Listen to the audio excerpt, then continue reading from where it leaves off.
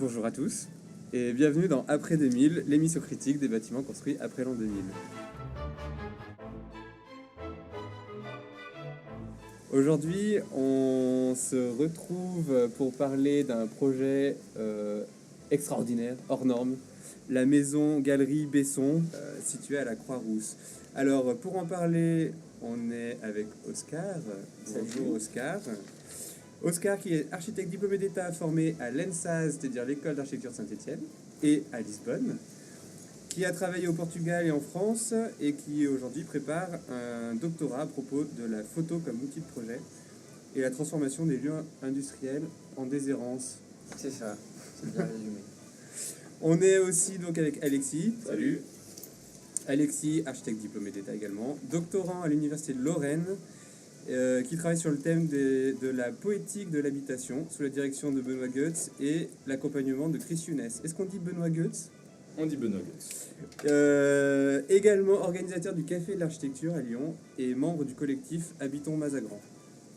Et enfin, notre troisième intervenante, c'est Lina. Salut. Salut. On a déjà entendu dans d'autres épisodes. Lina, habilitée à la maîtrise d'œuvre, architecte, qui a terminé récemment le post-master de préparation à la recherche à l'école d'architecture de Paris-la-Villette et qui s'engage maintenant dans une thèse sur l'idée de degré zéro de l'écriture de Roland Barthes dans le champ de l'architecture. Tout à fait. C'est bien ça. C'est exactement ça. Je pense que tu peux te rapprocher un peu du micro. C'est tout à fait ça. Ok, c'est parfait. Très bien. Alors, je vais d'abord présenter un petit peu ce bâtiment, donc la maison Galerie Besson. C'est un bâtiment qui fait 250 mètres carrés en tout, qui est conçu par l'agence lyonnaise Gilles Perrodin, une agence créée en 1980, qui compte 2 chefs de projet, 2 dessinateurs, un maquettiste, un graphiste et une secrétaire administrative. J'ai lu ça sur le site internet. L'immeuble dont on parle est situé au 10 rue de Crimée, c'est dans le premier arrondissement de Lyon. Il est composé de 2 parties, donc la galerie d'art qui prend place dans le bâtiment le plus ancien, c'est-à-dire un petit bâtiment, enfin un petit immeuble qui est sur 2 niveaux, et dans laquelle sont présentées 7 expositions chaque année. Et la deuxième partie, c'est la maison familiale de la galeriste, construite dans le cœur d'îlot et livrée en 2010. Pour commencer à discuter de tout ça, je vais vous proposer à chacun de donner une chose qui vous a marqué, un espace dont vous vous souvenez particulièrement en détail. Oscar. Alexis. T'as une idée ? Tu as parlé d'un espace. Alors, oui, vas-y. Plus comme ça, alors je parlerai un tout petit peu de ce que je voyais quand j'étais assis autour de la table avec Madame Besson, la propriétaire, pour discuter, qui était un mur en pierre, jointoyé au nu de la pierre, en pierre massive. Le choix de pierres non équivalentes, des grosses et des petites, qui dessinaient un certain dessin sur le mur. Et d'une certaine manière, c'est très de ci, il venait rappeler une mise en œuvre, elle, industrielle, avec des matériaux, en effet, c'est l'extraction de la carrière, c'est des traits de coupe de scie, très beau. En fait, et ce truc-là, pourtant, ce qui est assez amusant, c'est souvent on peut faire l'apologie de l'artisanat, des choses comme ça. Et c'est qu'à ce moment-là, sur la pierre, se lit un dessin industriel, mais qui avait une très grande beauté, que la lumière vient révéler, notamment le moment où, tout à coup, dans la visite, la lumière s'est mise à raser le mur et à révéler toutes ses aspérités. Ouais, et là, je me suis dit, si c'était du placo, ça marcherait pas. Ça marcherait pas du tout. Ouais. Absolument pas. C'est clair. Contempler ce mur de cette façon. Ouais, c'était un beau moment, ouais, c'est sûr. Un beau tableau. Bon, moi je prends la parole. J'avais plein d'a priori sur cette maison, sur le fait que ce soit une maison en pierre. Et non, en fait, finalement, après la visite, ce dont j'ai envie de parler, c'est que j'ai trouvé un peu marrante cette maison dans la façon dont elle est occupée, parce qu'elle est presque squattée. Elle est pas du tout sacralisée, elle est pas du tout intouchable ou je sais pas quoi. Enfin, en fait, donc le mari de Françoise Besson est menuisier, donc il crée les meubles au fur et à mesure des besoins quotidiens, j'ai l'impression. Donc en fait, c'est assez disparate, c'est-à-dire il n'y a pas le même matériel, le même mobilier partout, tout est pas forcément intégré, même si c'est quand même plutôt bien fait dans l'ensemble. Et par-dessus ça, ben, voilà, il y a des objets en plastique, des bouteilles de badois, presque des canards en plastique, on n'en a pas vu, mais c'est presque ça, quoi. En plus, on a eu la chance vraiment de visiter toutes les pièces, donc d'être dans l'intimité. Et je trouvais ça vachement amusant de voir toute cette vie qui déborde, tous ces vêtements dans les chambres. Enfin, il y a vraiment un côté très vivant, quoi, et ça m'a beaucoup plu. Et je m'y attendais pas du tout. Et voilà, c'était ça qui m'a... Donc il contraste assez quand même avec le rez-de-chaussée. Ouais, Enfin, ah bah et oui. qui rejoint un peu aussi ce qu'elle nous disait. Parce que La galerie, tu veux dire? Ou Ouais, le exactement. rez-de-chaussée de la maison? Non, le rez-de-chaussée de la maison. Ah oui, oui. Parce que pour décrire un peu la maison, donc le rez-de-chaussée, c'est les pièces à vivre, donc la cuisine, la cuisine, le salon et un second salon qui est un peu plus en hauteur. Ouais. Et l'étage, c'est l'espace des chambres. Donc, et elle-même décrivait qu'en fait, son espace de travail, qui était la galerie, qui avait un rapport à la rue, avait tendance parfois un peu à déborder sur un premier espace de sa maison qui était le rez-de-chaussée, enfin le lien avec le jardin, avec le salon et la cuisine. Et moi, je trouve que tous ces espaces-là sont beaucoup plus maîtrisés justement que l'étage. Bon, ça Et va oui, un peu oui, de oui. soi, mais il y a un peu plus de représentation, je trouve, dans le salon et dans la cuisine qu'il peut y en avoir à l'étage. Et cet effet de débordement, un peu là, il est beaucoup plus présent Ah qu'il bah oui, ne oui. l'est en bas, quoi. Du coup, Lina, est-ce qu'il y avait un autre point sur lequel tu voulais revenir? Non, pas pour revenir, mais peut-être pour appuyer. Je pense qu'il y a quelque chose qui nous a tous marqué, on en parlait, c'est l'atmosphère de cette maison quand même. Et c'est la première chose qui nous frappe quand on débarque dans la pièce à vivre. Je trouve c'est cette grande qualité d'espace, quoi, de lumière, d'atmosphère de manière générale. Et même je trouve qu'on l'a évoqué à un moment sur cette question de l'écho. Quand on était assis en train de discuter donc avec la propriétaire, on était dans l'espace de la cuisine, qui est un espace qui fait 6 mètres de hauteur, mais qui n'est pas spécialement vaste. Et donc il y a un... Qui est plus haut que large. Qui est plus haut que large. Qui est plutôt rare. Exactement. Et donc quand on discute, il y a un léger écho. Ça résonne un petit peu. Et je trouve que ça participe tellement à l'ambiance. Enfin, c'est pas du tout un point négatif, bien au contraire, même si elle pensait que bon, il aurait pu avoir un dispositif acoustique qui faisait que ça s'était évité, mais je trouve qu'au contraire, c'était... Ça participe. Ouais, à ça l'ambiance. participe énormément à l'atmosphère. Ben écoute, je propose qu'on écoute un extrait, vu qu'on a enregistré cet entretien, donc on va voir si on entend l'écho dans l'enregistrement. Allez, on écoute. Et par contre, c'est vrai que d'habiter cette maison, ça nous force à aller vers une forme d'ascèse. Alors là, on a 2 enfants, donc on est encore un peu... Mais on serait, tous seuls ou deux, ça nous forcerait à aller vers... D'ailleurs, au début, j'étais un peu... ça me gonflait. Je voulais vivre dans un côté complètement esthétique. Enfin, après, ça, c'est des objets, des machins qui sont arrivés. Mais au début, il y avait ce côté un peu radical. Moi, je sortais d'une crise mystique, du désert. Voilà, et il n'y a pas de cheminée. Alors, on avait plus de soupe dans la cheminée. Ça, c'est ce qu'il fallait faire. C'est beau, ça. Alors, tiens, si vous pouvez regarder les... Alors, ce qui est magnifique, c'est quand même ça, voilà. Oh, oulala, Thierry, il faut qu'il me laisse les clés. J'ai pas les clés de... Le mur en chou aussi, il y a un peu... Il me laisse les clés.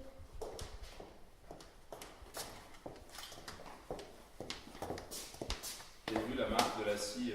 Voilà. Alors ça, c'est magnifique, ça. C'est du soulage. Pas cher. C'est pas cher.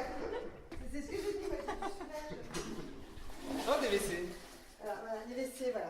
Alors bon, c'est un peu, vous voyez, Une balle après l'autre. Ouais. on n'a même pas de glace. Vous voyez, on a quasiment pas de glace, tu vois. On n'a toujours pas fait voilà, les miroirs, c'est un truc, bon. On n'a toujours pas fait le rentrer, hein. Vous voyez, par exemple, ça, c'est pas terrible, là, le raccord. Bon.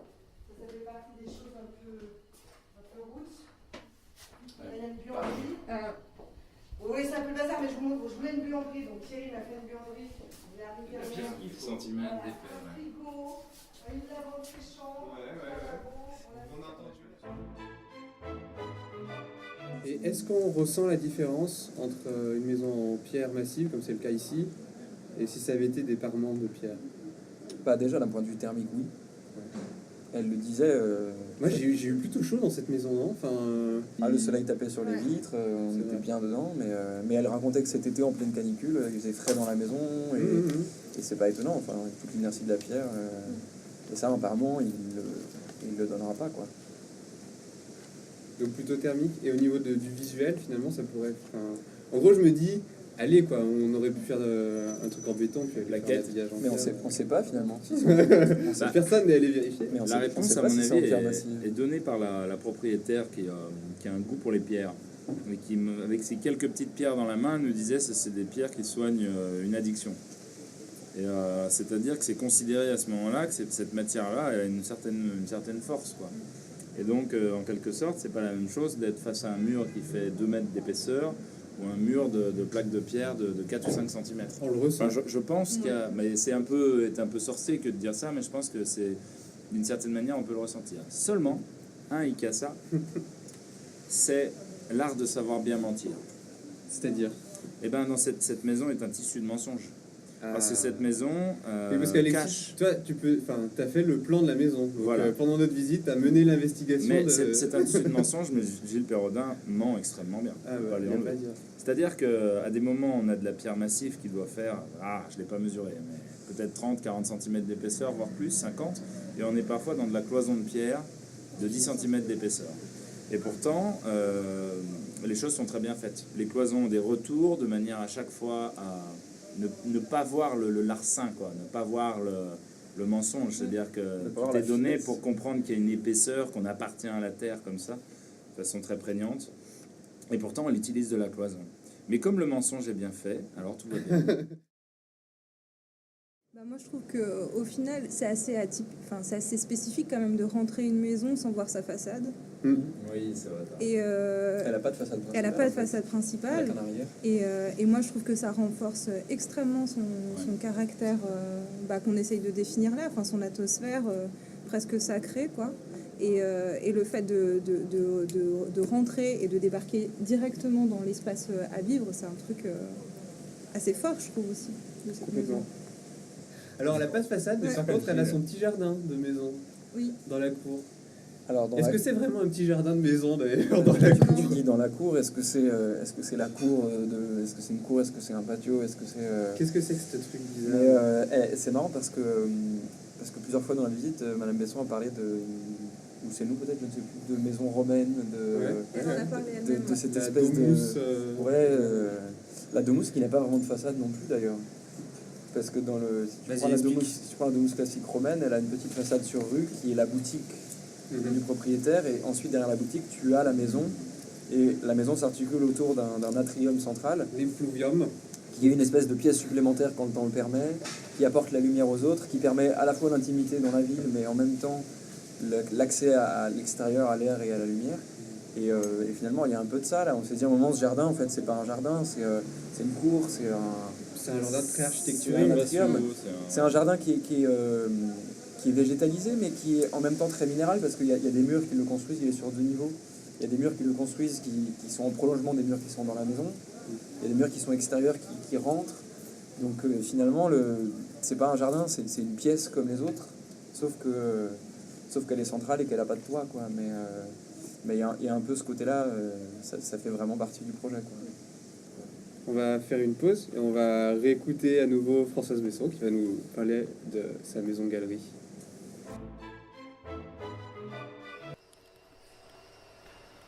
Alors, c'est une maison qui est très agréable, hein, qui est, comment dire, qui est fraîche l'été, qui, au niveau température, qui est très tempérée l'hiver, qui est à vivre parce que barbecue, dès qu'il y a le bassin, vous imaginez avec la canicule, on a tout de suite énormément beaucoup d'amis quand c'est que la bassin nage en pleine ville. Ça je regrette pas une seconde, la ligne d'eau. Parce qu'on était tout le temps dans l'eau cet été, surtout qu'on ne prend pas beaucoup de vacances.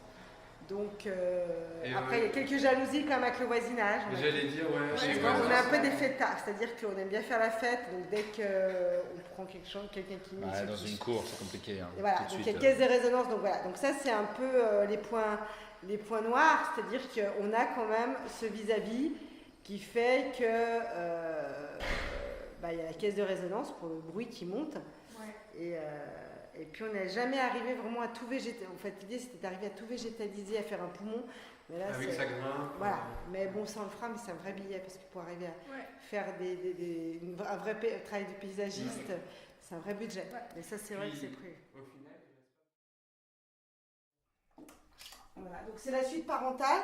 Donc là, j'ai pas fait mon livre, j'ai juste mis un peu de bordel. Vous voyez, là le bassin, on donne directement sur le bassin. Voilà, donc on peut, voilà, il y a une sculpture de Est-ce qu'il vous Jean arrive Charest, un parfois petit Joseph Beuys, Ah ouais. Guillaume Robert. Est-ce qu'il vous arrive parfois de vous réveiller, d'aller directement Ouais. sur la piscine, De par grimper la par la fenêtre? fenêtre. Ouais, je le fais. Ah ouais, c'est vrai. Ouais, et d'ailleurs, je veux qu'il me fasse un petit escalier parce que j'ai dépassé. Un petit strap montant. Ouais, c'est ça. Et de penser. Comme celui de l'entrée. Bah, c'est ça, de penser un escalier, paf. Ah bah, Génial. ah bah, c'est ça. Moi aussi, je veux ça. Ça, c'est le luxe. C'est quoi le numéro du Alors, moi, il y a un truc que je n'ai pas aimé dans cette maison. Mais non. C'est le faux plafond en plâtre, c'est-à-dire que ça ne me dérange pas. Mais je déteste les spots. J'ai une aversion pour les spots parce que je trouve que le spot fait lire le placo. Et en même temps, j'ai eu une certaine tendresse. Ça fait pour ce faux plafond, quoi, tu veux Ça dire. fait faux plafond. Mais j'ai quand même eu une certaine tendresse parce que le reste était tellement bien que tu vois, je me dis, c'est pas mal d'avoir un côté un peu. T'as toléré le faux plafond. Petite crotte un peu pour dire, bah voilà quoi. On n'est pas non plus dans l'absolu d'un chef-d'œuvre. Il y a une petite crotte qui nous rappelle que c'est bien humain, c'est chouette. Qu'est-ce qu'il y aurait d'actuel et de contemporain? C'est-à-dire depuis toute l'histoire de l'architecture, après les chapelles en pierre et le Toronnais, tout ce qu'on a vécu depuis, comment ça change cette maison? Moi, c'est juste dans les temps où nous vivons, parler d'actuel, c'est emmerdant, il vaut mieux être inactuel. Et justement, cette maison n'est pas du tout actuelle, elle est très inactuelle parce qu'elle réutilise un matériau qu'on avait justement envoyé dans des notions de patrimoine ou des choses comme ça. Elle vient nous rappeler que l'actuel est sinistre, que nous avons vraiment besoin d'être inactuel aujourd'hui et de produire ce type de métissage temporel et géographique, etc., qui est intéressant.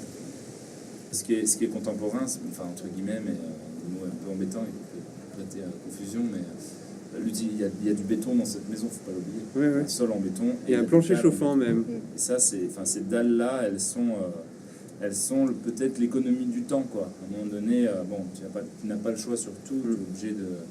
Tu veux couvrir cette maison, tu le fais d'une façon économique, bon, bah, en avant, quoi. Est-ce qu'on n'écouterait pas un dernier extrait de notre conversation avec Françoise Besson? Avec plaisir. C'est une sculpture en fait la maison. Donc il a fait des maquettes en terre, en bois, il y a un nombre de maquettes incroyable. Et c'est même moi au début, il ne voulait pas la faire en pierre. Je dis mais il venait de recevoir le prix de la pierre Eisenhower là à Berlin. Je dis mais pourquoi on ne ferait pas en pierre? Il me mettait dingue. Je dis non, on va la faire en pierre. Donc je sais que au début il avait fait un dôme, il a eu 3-4 projets. Et puis après on a dit allez on l'a fait en pierre. Alors ça je regrette pas. Parce que pour moi c'était son vocabulaire quoi. Il commençait à être connu là-dedans, c'était son vocabulaire. Mais franchement, Mais elle aurait pu être en terre. Enfin, moi j'ai vu son chai ou Mais c'est au-dessus du chai, non? Ouais, je pense. Le CFA, c'est bien au-dessus. Ouais. Mais c'est normal, c'était aussi le début. Moi je trouve que. Non, mais là, pour moi, c'est vraiment. C'est un bijou. Enfin, il le dit souvent, hein, quand il est. Ouais, mais franchement, c'est génial. Il y a Pouillon, enfin moi quand j'ai été visiter cet été les pierres sauvages, comment ça s'appelle, l'abbaye du Toronnais. C'est un lieu qui est puissant. Hein. Vous êtes sortis chez vous finalement. Ouais. Au Toronnais, si vous êtes un peu branché justement, sorcellerie entre guillemets, tous ces trucs-là, Toronnais c'est fort comme lieu. Hyper rien fort. à faire. Ah non, moi je me suis sentie. On m'a dit que j'étais un peu chamane parce que j'arrive à soigner. Alors je le fais avec les gens que je connais. Mais, et un jour il m'a dit Pérodin, je te mets les protections nécessaires dont tu auras besoin. C'est comme s'il avait construit une forteresse en plein cœur de la Croix-Rousse. Donc c'est un compromis entre le monastère et le château fort un peu.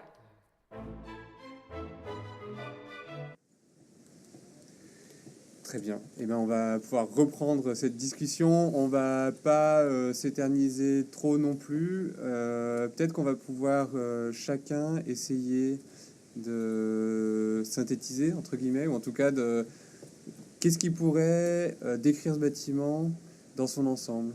On s'est un peu attaché à beaucoup de détails, à plein de choses différentes. S'il y avait une idée que vous retiendriez, laquelle ce serait? Je sais pas, tu parlais de résumer en un mot, on pourrait parler d'assemblage. À la fois parce que c'est un assemblage de pierres très bien réfléchi, très bien calpiné, très bien réalisé, très bien assemblé. Parce que c'est un assemblage de personnes et de rencontres et de moments et d'envie et d'ambition. Et parce que c'est un assemblage d'intimité et d'ouverture et de privé et tout ça. Et un assemblage assez subtil à tous ces niveaux-là qui produit ce projet-là subtil. Mais en fait, peut-être qu'on peut dire ça de n'importe quel projet, alors je dis peut-être des conneries. Ah non, mais là, tu kills le game, quoi. Genre, c'est exactement. Ça regroupe tout, c'est la synthèse parfaite. Du coup, on va s'arrêter. Non, je rigole. Non, du coup, est-ce que Lina, tu vas faire plus fort que Oscar? Je sais pas, je trouve ça assez difficile de synthétiser ce Absolument. projet. Mais après, je crois que j'y arriverai pas en un mot, mais je vais peut-être y arriver en une idée, qui est un peu celle de la surprise, je trouve. Enfin, au final, en y réfléchissant, quand on parlait du fait que c'était une maison qui n'avait pas de façade, je trouvais que ça allait aussi dans le sens, enfin, la manière dont on y entre, ça va aussi dans le sens de la manière dont on parcourt dans cette maison, qui est que c'est aussi plein de surprises, quoi. Enfin, il y a plein de petits couloirs décalés, des moments où on descend, puis des moments où on remonte. Et on fait que parcourir cette maison en découvrant les espaces, qui sont un peu, je trouve... Enfin, qui sont pas dans une perspective frontale, quoi. Enfin, je sais pas comment dire ça. Et ça va avec la manière dont on entre dans la maison et dont on finit par la découvrir au final quand on sort et qu'on découvre sa façade, quoi. Moi, j'avais un peu préparé le truc à l'avance, puisque c'est moi qui prépare le podcast, je fais un peu comme j'ai envie. Et je m'étais dit que j'allais être trop fort et que j'allais dire, en fait, dans ce projet, la galerie ressemble à une maison et la maison ressemble à une galerie, puisque donc la galerie, elle est installée dans ce bâtiment historique qui devait être sûrement soit un atelier de canut, de passementerie, et donc il devait y avoir un logement, enfin bref. En tout cas, ça ressemble beaucoup à un immeuble de logement. Et puis, cette maison en pierre, justement, avec ses volumes incroyables, etc., finalement, d'après les photos, moi, je me disais que ça ressemblait vachement à une galerie. Et ben non, voilà. Donc, en fait, tout ce que j'allais dire, c'est que je me suis trompé. et que pas du tout. La galerie ressemble parfaitement à une galerie. Et le simple travail de l'aménagement intérieur fait que c'est épuré comme une galerie, c'est spacieux comme une galerie. Et au contraire, la maison, même si elle est en pierre avec des volumes étonnants, et ben elle est domestique comme une maison, elle est chaleureuse comme une maison. Et voilà, j'ai pas pu faire mon malin. Bon, je pense qu'on peut dire qu'on a parlé de beaucoup de choses sur cette maison. Alors, on a une tradition un peu étrange dans ce podcast. Alexis, tu vas apprendre à nous détester, enfin à me détester, puisque c'est moi qui... C'est que on essaie de situer ces bâtiments dont on parle les uns par rapport aux autres. Donc on en discute, on parle de leur qualité. Et parfois, dans un débat, on va donner plein de points très positifs, puis en fait, à la fin, on va dire qu'on n'aimait pas vraiment ce projet. Donc on donne une sorte d'évaluation sur 5. Ça fait très scolaire, mais en réalité, c'est plus une indication que vraiment une note. Donc on va donner chacun un petit peu notre chiffre porte-bonheur. Alors Lina, qu'est-ce que tu dis? 5. Ok, ensuite 5 aussi. et 5 pour moi. Et c'est une très bonne nouvelle, puisque c'est donc le premier bâtiment qu'on visite qui nous aura comblé à ce point. C'est la première fois qu'on a un 5 sur 5. Voilà, donc Gilles Perrodin recevrait une médaille. Félicitations. Un chocolat. Bon, on va conclure ce podcast en donnant chacun un petit coup de cœur, un coup de gueule ou quelque chose dont on a très envie de parler. Et la seule règle, c'est que ça doit parler d'architecture, plus ou moins vaguement. On va commencer avec toi, Alexis. Alors, écoute, je défends ma chapelle alors. Hein. Je parle des démolitions du patrimoine, du petit patrimoine industriel. Si tu veux, ce qui est très dérangeant, c'est voilà, de voir des immeubles en pierre et en terre être démolis aujourd'hui. Et ensuite faire de la publicité avec des immeubles passifs, ou enfin ils sont pas tout à fait passifs, mais au moins RT 2012, affreux en fait, recouverts de polystyrène et d'enduit de merde. Et tout ça fabriqué par des agences d'architecture pour lesquelles nous travaillons. J'ai l'impression qu'on est plutôt sur un coup de gueule, non? Et voilà. Non, enfin voilà. Et donc c'est vrai que si tu veux, j'ai énormément de mal avec certaines agences d'architecture sur Lyon. Certaines sont de grandes agences d'architecture, grandes par leur chiffre d'affaires, et qui produisent des projets de très mauvaise qualité, qui ruinent des rues entières. Donc là, allez, j'en cite un. Il y a un garage rue Rachet, avec un ensemble de logements. C'est à Lyon. C'est à Lyon. La rue Rachet a été pratiquement démolie en totalité. subsistent 2 garages. L'un est voué à démolition extrêmement proche pour un projet par un promoteur que je ne connais pas. Et le signataire de l'opération est Thierry Roche. On va les retrouver, t'inquiète. Et si tu veux, c'est un projet qui ne fait place à aucun local commercial, qui détruit entièrement le patrimoine qui est sur place, qui était très intéressant.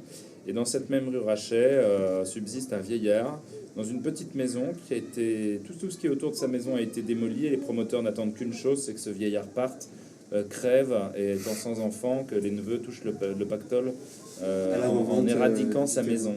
Et alors, qu'est-ce qu'on peut faire contre ce genre on doit s'insurger, d'opération. on doit prendre le maquis à chaque fois, en toute situation, en toute rue, Ne pas laisser faire. mobiliser les citoyens et surtout nous redevenir des acteurs publics. Et ce qu'on nous apprend dans les écoles d'architecture, le partager autour de nous.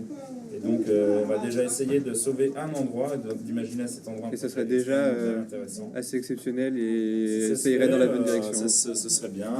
L'intérêt, c'est que peut-être à cet endroit puisse exister un exemple de quelque chose de différent à l'échelle de Lyon, parce que j'entends bien, il y a des tas d'autres villes où il y a des tas de choses qui se passent. Ici, assez peu de choses, mine de rien, même s'il y a quelques collectifs et des choses de cet ordre-là. Et donc, si ici, on peut impulser un exemple qui est possible de faire autrement et que ça se passe très bien, alors on pourrait imaginer ensuite qu'à l'avenir, on ne laisse plus jamais un promoteur faire sa loi dans nos villes, mais qu'on reprenne un peu les choses en main, en tout cas que le citoyen reprenne les choses en main. Et qu'on décerne, voilà, qu'on décide de zones où il y a des intérêts à valoriser des choses. Ça promet et on suit ça de très près. Oscar, est-ce que Eh ben tu ouais, veux moi je vais rebondir là-dessus ou est-ce Ouais, que- je vais rebondir sur ton coup de gueule. Rebondir sur ton coup de gueule pour faire un coup de projecteur sur une situation qui est finalement assez similaire, si tant est qu'elle se passe à Saint-Étienne et sur le site de l'hôpital, l'ancien hôpital de la Charité. Qui existe encore, enfin moi je connais des gens qui y travaillent donc. Mais qui est promis très prochainement à une fin d'activité hospitalière et dont l'avenir est posé en question. Qu'est-ce qu'on va faire de ce lieu-là qui est une opportunité assez unique dans sa situation en ville et qui est a priori pour l'instant plutôt destiné à être transmis par la municipalité et le CHU directement à des promoteurs pour faire une opération immobilière comme celle qu'on vient d'évoquer. Il y a une pétition qui a été mise en place par le collectif pour la charité, qui est un collectif qui est en train de se monter à l'initiative d'étudiants de l'école d'architecture de Saint-Étienne, et qui demande à la municipalité de proposer une concertation publique sur l'avenir de ce lieu-là et sur les enjeux. Histoire de décloisonner un peu tout ça et voilà, que ce soit moins opaque. Histoire d'ouvrir la discussion et de voir ce qu'on peut y faire. Donc ça fait tout à fait écho avec le coup de gueule de mon camarade. Très bien. Mais voilà, donc je vous invite à aller signer cette pétition sur Comment Change. ça s'appelle? Vas-y, redis-nous. Alors c'est la pétition pour un projet citoyen sur le site de la Charité, porté par le collectif pour la Charité. Et pareil, on relaiera, on mettra les liens là où il faut. Ok. Et Lina, est-ce que tu avais un coup de cœur ou un coup de gueule à nous partager? Oui, du coup, c'est plutôt un coup de cœur et c'est beaucoup moins engagé que que jusqu'à maintenant. En fait, c'est le dernier livre et le premier roman de Marie Richeux qui s'appelle Climat de France. Climat de France comme le nom du projet de Fernand Pouillon À Alger. Et en fait, c'est un roman qui raconte au travers de d'une succession de petits récits l'histoire croisée de 2 bâtiments de Fernand Pouillon à Paris et à Alger donc et en fait qui donne la parole à différents acteurs dans le bouquin qui sont l'architecte Fernand Pouillon, le commanditaire à l'époque, le maire d'Alger et les habitants. Donc ça veut dire qu'elle réécrit et fictionnalise les discours Sous forme de petites lettres en fait. À chaque début de récit, il y a le personnage, la ville et la date. Donc en fait, ça se déroule à des moments d'histoire extrêmement différents au début des années 50 et en 2017. Et donc moi je trouve que c'est une très belle manière de parler d'architecture. Ça donne la parole à des acteurs extrêmement différents. Les lettres, par exemple, du maire d'Alger, elles sont retranscrites telles quelles, donc ça donne aussi des il y a aussi de la documentation réelle. Exactement, de la documentation réelle. Comme Fernand Pouillon qui parle, c'est Fernand Pouillon qui parle du projet. Donc je trouve que c'est un livre extrêmement beau et qui, par ailleurs, s'intéresse à des moments de l'indépendance algérienne. Et donc voilà, je trouve que ce roman, à la fois fiction et à la fois histoire, document, c'est très bien et je trouve que c'est extrêmement bien écrit. Je Ça a trouve l'air y trop bien, Ouais. ça fait trop envie, Lina. Et en plus, donc, Fernand Pouillon, donc on est dans la pierre. Exactement. Du coup, je me suis dit, bon, bah là, franchement, C'était ça me semble être. pile poil. Ouais. Merci beaucoup, franchement, ça fait super envie de le lire. On a parlé de plein de choses très vivantes et très sympas. J'espère que vous qui nous écoutez, vous avez pris du plaisir à suivre cette émission. On vous donne rendez-vous pour le prochain podcast très rapidement, voilà. Date à définir, qui devrait normalement porter sur la Comédie de Saint-Étienne. Donc soyez là. Vous pouvez nous suivre sur les réseaux sociaux que sont Facebook, donc après 2000, vous cherchez, vous trouverez. Tumblr, mais également sur YouTube et sur toutes vos applications de podcast. N'hésitez pas à vous abonner, à partager et on vous dit à la prochaine. Salut, bye. Salut.